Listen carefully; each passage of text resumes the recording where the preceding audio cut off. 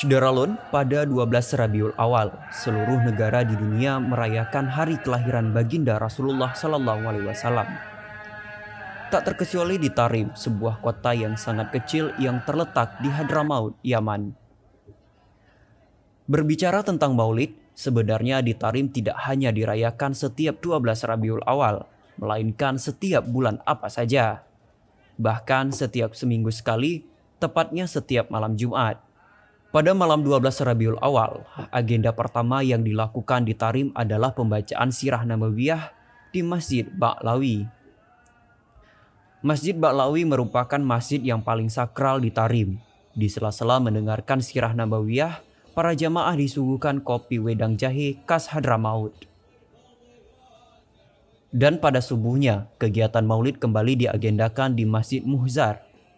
Acara maulid di Masjid Muhzar pun sangat beragam, salah satunya pembacaan Maulid Simtud Durar karya Habib Ali Habsyi. Dari Yaman, Syederalun, Khairul Rijal, Serambi On TV.